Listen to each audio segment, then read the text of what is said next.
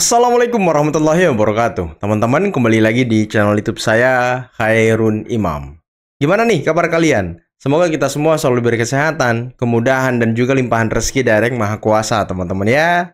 Nah, di video kali ini kita akan melihat dan mendengarkan penjelasan yang sangat luar biasa dari Bapak Irjen Pol Purnawirawan Arianto Sutadi selaku penasihat Kapolri mengenai tindakan para gerombolan pemburu ijazah Pak Jokowi yang tidak ingin menghadiri undangan penyidikan ataupun surat panggilan penyidikan dari Polda Metro. Dan si Tompel, kuasa hukum mereka, kuasa hukum TPUA, kuasa hukum Roy Suryo CS, kuasa hukum yang tidak pernah menang pengadilan, akhirnya keceplosan, teman-teman. Keceplosan bahwa dia sebenarnya tidak ingin ke pengadilan. Artinya, tujuan mereka ini ingin menghentikan penyidikan di Polda Metro agar mereka tidak bisa masuk BUI. Nah, ini yang sedang mereka usahakan. Makanya kan kemarin dan beberapa hari lalu, mereka sibuk mendatangi Ombudsman, mendatangi Kompolnas, mendatangi Komnas HAM. Tapi menurut pengakuan Tifa, sudah 3 kali mereka bersurat. Tidak ada satupun suratnya yang dibalas. Kasihan banget orang-orang gini ya. Inilah ya, usaha yang terus mereka lakukan untuk lepas dari jerat hukum. Tapi sayangnya tidak ada yang mau membantu mereka, teman-teman. Karena memang mereka ini ya diduga kuat memang bersalah, teman-teman. Sudah melakukan fitnah dan tuduhan liar terhadap Pak Jokowi. Selain itu, kita juga akan melihat sebuah video di mana Rismon dihajar habis-habisan oleh kuasa hukum dari Pak Jokowi. Sampai dibongkar motif-motifnya, tidak ingin mendatangi penyidikan, tidak ingin mendatangi Polda Metro, bahkan mungkin ya kabur dari surat panggilan penyidikan. Nah, nanti akan kita ulas semuanya dalam video ini. Tapi sebelum itu jangan lupa like, subscribe, dan share. Dan tanpa perlu berlama-lama lagi, mari kita mulai videonya berikut ini. Kenapa kami mesti ke Komnas HAM? Karena kami sudah bersurat sebanyak 3 kali dan tidak ada respon. Ini adalah sebuah public scrutiny, artinya kita berhak untuk melakukan komplain, aduan kepada komisi-komisi yang dibayar oleh uang pajak, oleh uang rakyat. Karena mereka ternyata tidak bekerja sebagaimana yang dibutuhkan oleh rakyat. Kami para tokoh diperlakukan seperti ini. Coba lihat muka Roy Suryo dari tadi, itu udah mulai mengawang-awang loh. Sudah mulai cemas, sudah mulai apa ya, sedang merenungi nasib kedepannya seperti apa loh. Bagaimana dengan rakyat yang biasa, yang mengadu karena ada sebuah kejadian pelanggaran hak asasi manusia? Anda bukan tokoh, Tifa. Tifa ini tokoh apa sih? Tokoh bangunan. Gembiranya begini, gembiranya Pak Jokowi, kalau kita punya ijazah asli dan memang pernah lulus sekolah dari satu kampus, ayolah bergembira, tunjukkan ijazah dengan gembira ria. Karena tidak ada alasan bagi orang Pak Jokowi yang tidak gembira dengan ijazah kalau ijazahnya asli. Iya, nanti di persidangan. Saya katakan kalau nunggu sana kan gembiranya kelamaan. Ayolah gembira hari ini menjelang 17 Agustus. Jadi Anda sengaja menunda agar tidak ke persidangan? Oh bukan, kan ini ujungnya juga ke persidangan. Tetapi kalau Saudara Joko Widodo dengan gembira menunjukkan ijazahnya, berarti apa yang mau dibuktikan di persidangan? Wong sudah dibuktikan di luar kan selesai. Nah kan emang nggak mau ke pengadilan orang ini, nggak mau ke pengadilan, nggak mau dipenjara kliennya. Kita semua bangsa kita, kita merdeka. Gitu. Kalau awalnya kasus ini kenapa jadi berlarut-larut dan tidak selesai-selesai? Nah, Karena apa? Karena satu pihak itu pakai sistem model pembuktiannya sendiri. Contoh, sampaikan di depan umum gitu. Ya. Sementara di Indonesia itu negara hukum. Untuk pembuktian ini palsu apa tidak itu ya hanya di persidangan. Ya. Itu tadi maunya tapi kan kelamaan katanya Pak. Kalau yang bikin lama itu siapa? Yang bikin lama itu siapa? Sekarang ini penyidik mau manggil dia nggak datang. Siapa yang bikin lama? Buku. Ya gitu kan. Makanya sekarang gini ya, saya sampaikan ya. Sebetulnya ini ya, dengan dipanggil tidak datang itu rugi. Karena apa? Dipanggil itu kalau datang. Nggak merasa rugi kok kita. Nggak merasa rugi sekali lagi. Merocos aja. Saya nggak berdebat dengan Bapak. Ya, saya nggak merasa rugi. Ya. Saya mau konfirmasi itu kan. Biar Cuma kami tidak merasa berdebat. rugi tidak datang. Kami gembira, Gini, bahagia. Nah, udah itu aja. Jadi yang namanya pembuktian ini Pak, untuk ini palsu apa tidak itu hanya di pengadilan karena negara kita negara hukum Pak. Prosedurnya adalah itu tadi pakai penyidikan dan kemudian barang bukti disita dilihat di sana nanti. Itu aja sebetulnya simpel aja gitu. Nah sekarang kalau panggilan ini yang terakhir ini tadi ya di dalam penyidikan hukumnya itu cuma bunyinya gini, penyidik bisa memanggil tersangka ataupun saksi ya dipanggil dengan cara yang wajar. Artinya ada waktu jeda minimal 2 hari sehingga dia ada persiapan untuk datang. Ya. Dalam hal tidak datang, maka dalam hal tidak datang dengan alasan yang tidak patut, penyidik bisa memanggil kembali dengan perintah membawa. Jadi nggak 3 kali, cuma 2 kali aja.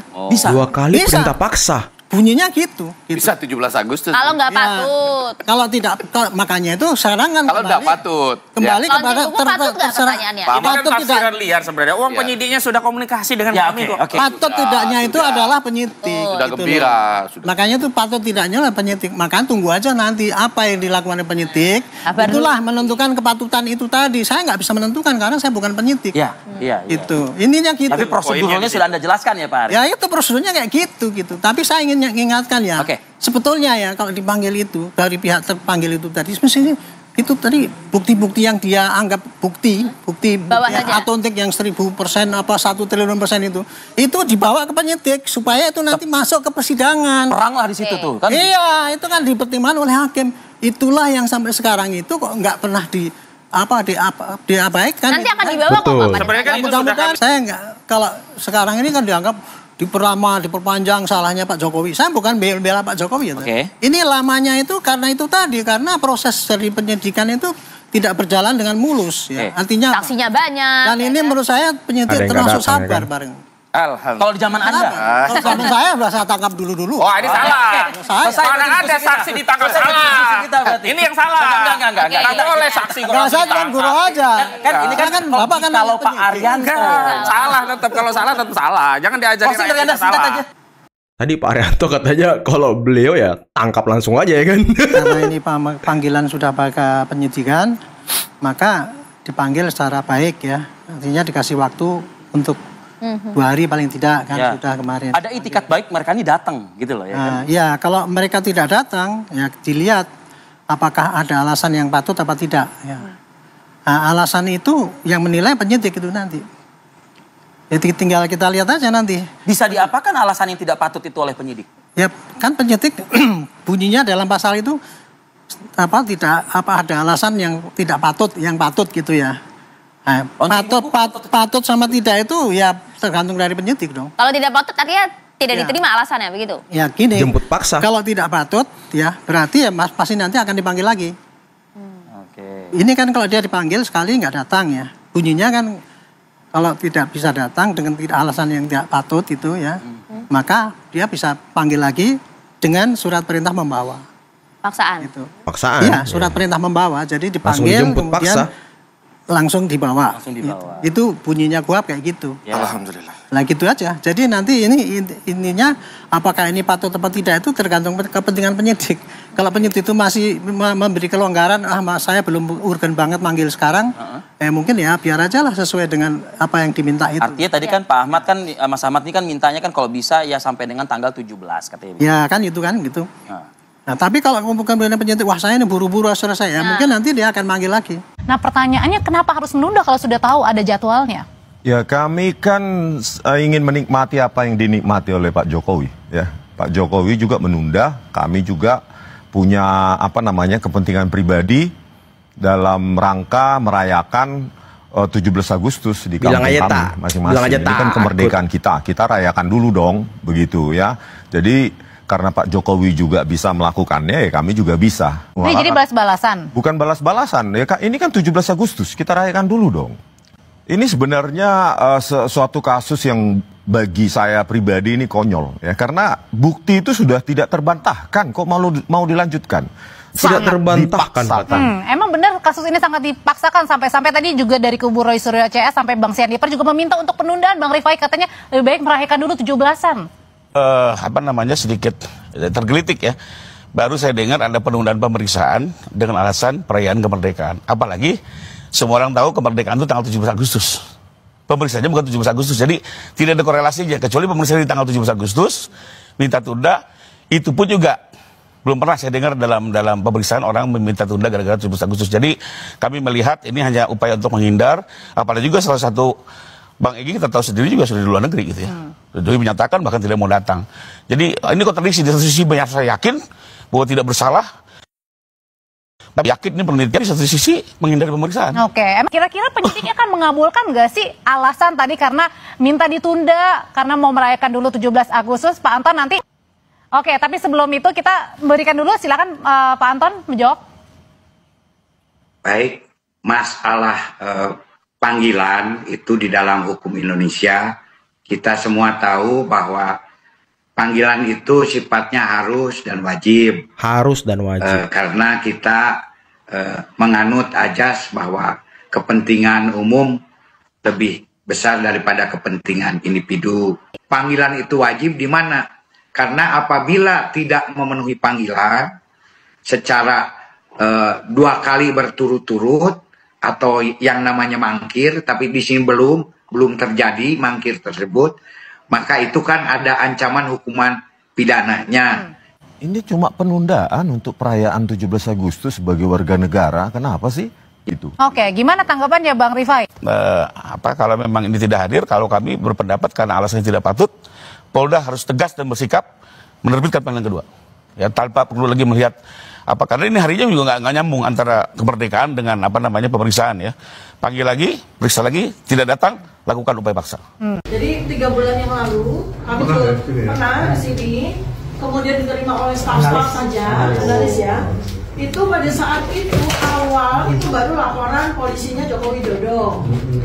Kenapa kami mengadu ke sini? Karena kami mendapatkan teror, intimidasi, bahkan sampai keluarga kami. Asik. Itu yang kami laporkan. Drama apa lagi nih? Ya, Bapak Rismon, mobil keluarga dihancurkan. Drama apa lagi nih? Saya diteror sampai ke kos, diancam oleh juru tikam. Ban disayat, ban mobil, disayat, kaca mobil dipecahkan. Nggak ada hak asasi manusia di Indonesia ini. Nah, itu tidak ada sosokan kali kalau ngomong. Katanya analis yang bertemu dengan kami. Macam apa kau ini? Laporkan kepada komisioner yang kebetulan hari ini tidak ada. Tetapi sampai 3 bulan sekarang kami dikriminalisasi oleh termul-termul, difasilitasi sama polisi, padahal kami sama sekali tidak melakukan tindak pidana apapun. Ya, nah ini kami kedua bertemu Bapak Komisioner, alhamdulillah Pak Prabianto. Yang harapan kami ini sekarang Pak, ini rakyat tuh ada di belakang kami Pak. Rakyat ada di belakang kami Pak. Rakyat yang mana sih Tipa? Rakyat yang mana? Rakyat yang mana di belakang kau itu? Orang-orang itu tuh yang belakang kau tuh, hah? Perasaan kalau kau konferensi pers, kau ada acara, yang datang itu nggak sampai 50 orang kayaknya Tipa. Terus yang datang cuma orang-orang tua gitu. Kalau kata Bung Firdaus Oiwobo ya emak-emak ompong gitu ya kan. Nah ini rakyat yang mana Tipa? Jangan bawa rakyat lah. Rakyat yang mana sih?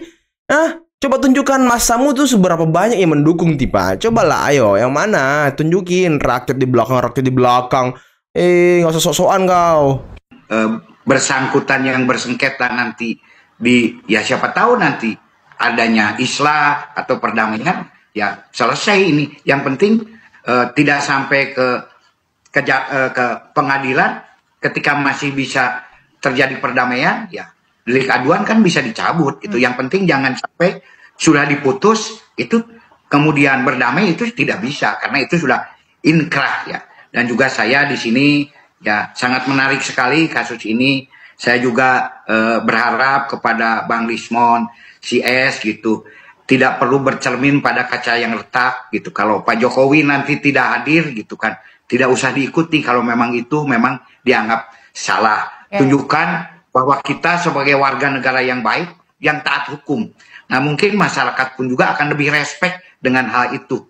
Jangan sampai nanti malah ada yang menilai seolah-olah alasannya ya kekanak-kanakan dan lain-lainnya. Maklumlah masyarakat gitu kan. Itu kita gentleman bahwa Bang Rismon dan Pak Roy ini betul-betul sebagai pendekar hukum yang memang taat ajas hukum. Ya, pendekar hukum ya kan. Sekalipun langit runtuh kan, ya tegakkan hukum. Nggak usah takut. Kan. Itu yang saya harapkan. Aduh, nggak mungkin Pak dia bisa menjadi pendekar hukum. Orang dia takut hukum kok. Orang dia takut mempertanggungjawabkan perbuatannya kok. Sampai-sampai tadi Tifa bisa kita dengarkan bersama teman-teman. Dia tidak mengaku bersalah dan tidak mengaku kalau mereka sudah melakukan tindak pidana. Lantas apa yang mereka selama ini lakukan di podcast, di TV, yang dia teriak 1000%, 1 miliar% palsu. Nah, ijazahnya palsu, skripsinya palsu. Nah, apa itu? Itu bukan tindak pidana tiba, ha? Menuduh orang seenaknya di ruang publik lagi, disaksikan orang banyak. Itu bukan tindak pidana tiba. Enak aja kok ngomong-ngomong tidak ada tindak pidana, ya kan? Inilah orang-orang yang teman-teman ya, berani ngomong, berani teriak-teriak ngatain orang, tapi tidak berani mempertanggungjawabkan perbuatannya. Ngadu ke Komnas HAM, ngadu ke Kompolnas. Di Komnas HAM 3 kali bersurat tidak dijawab. Ya karena memang tidak ada urgensinya untuk menjawab surat kau, Tifa. Yang kedua, ngadu ke Kompolnas. Dan bisa kita dengarkan sendiri teman-teman, pernyataan dari salah satu komisioner Kompolnas yang ikut gelar perkara khusus saat di Bareskrim Polri. Jelas dia mengatakan bahwa, nah ini penting untuk kita ketahui. Kompolnas menyatakan bahwa kesaksian ataupun bukti-bukti keterangan yang diutarakan oleh pihak UGM mengenai ijazah Pak Jokowi itu sangat kredibel dan bisa membantah tuduhan-tuduhan dari gerombolan pemburu ijazah Pak Jokowi ini. Jadi ya selama ini mereka bilang, kayak Rismon tadi ngomong, ya bukti kami sudah tidak bisa dibantah. Tidak bisa dibantah apa? Orang kalian belum dengar dan saksikan keterangan dari UGM kok. Terus kalian bilang belum bisa dibantah, nggak bisa dibantah. Aduh, jangan percaya diri dulu. Jangan terlalu cepat percaya diri, yang ujung-ujungnya nanti Anda bakal dibui. Hati-hati, jangan terlalu jangan terlalu sombong gitu. Nggak baik, Rismon. Nanti kalau Anda dicap bersalah di pengadilan dan bukti-bukti Anda itu semua omon-omon, mau ngomong apa Anda? Mau ngomong apa Anda, Rismon? Inilah, tahu diri dikit gitu, tahu diri dikit, bercermin gitu. Tadi dibilang jangan bercermin di kaca yang retak. Jangan. Saya rasa ini dia bercermin di, ya bukan retak lagi tapi hancur teman-teman ya. Aduh, dan dia tadi katanya kami ini mau juga menikmati apa yang dinikmati Jokowi. Aduh, bukan. Anda ini saksi terlapor. Dan saksi terlapor ya sebentar lagi mungkin akan naik statusnya gitu ya, akan meningkat teman-teman. Dan kata Pak Arianto tadi, ya kalau kata kuasa hukum Pak Jokowi kan kalau kata kuasa hukum Pak Jokowi kan panggilan ketiga baru jemput paksa. Kalau Pak Arianto, kalau memang ini mendesak, ya panggilan kedua bisa langsung dijemput paksa teman-teman. Waduh, ini sih yang kita tungguin teman-teman ya, jemput paksa. Gimana ya mereka kalau dijemput paksa? Ngamuk-ngamuk gitu. Jangan pak, apalagi si Tifa ya kan. Aduh, ayolah cepetlah Pak. Aduh, ini Polda Metro lama sekali gitu. Ini udah nggak sabar kita nih. Bisa nggak sih hadiah 17 Agustus itu membahagiakan kita semua ya kan, menggembirakan kita semua dengan mungkin. Saya ulang-ulang, dengan mungkin. Ya dijadikannya mereka ini tersangka gitu ya kan. Ini kan kabar yang sangat membahagiakan. Saya pikir ya mereka menghindari itu teman-teman. Mereka menghindari Jumat Keramat. Bentar ya, saya lihat dulu hari Jumat itu tanggal apa sih? Tanggal berapa sih hari Jumat itu? Jumat tanggal 15, hari Minggu 17. Kalau Jumat Keramat ini mereka sudah statusnya naik tersangka, ya berarti di tanggal 17-nya kita bergembira banget teman-teman, merayakan 17 Agustus gitu ya kan. Ini yang kita tunggu-tunggu sebenarnya nih. Tapi ya sayangnya mereka tidak mau datang. Aduh. Saya sih berharap mereka datang gitu kan. Gentleman. Membawa bukti-bukti mereka ke depan penyidik. Ini loh bukti kami bahwa ijazah Jokowi memang palsu. Ini loh hasil penelitian kami. Tapi ya apa boleh buat teman-teman. Mereka ini nggak punya bukti yang kuat. Buktinya dibantah sana sini. Dibantah Joshua Sinambela, dibantah oleh UGM, kesaksian-kesaksian dekan-dekan UGM sudah muncul ke permukaan. Jadi ya memang mereka tidak bisa berkutik lagi. Mereka hanya bisa melakukan framing, melakukan propaganda, yang meracuni otak-otak masyarakat. Cuma itu yang bisa mereka lakukan teman-teman. Dan semoga kita cepat mendapatkan kabar baik ya. Oke, mungkin cukup sekian dulu video kali ini. Jangan lupa like, subscribe, dan share videonya. Akhir kata, billahi taufiq wal hidayah. Assalamualaikum warahmatullahi wabarakatuh. Bye-bye.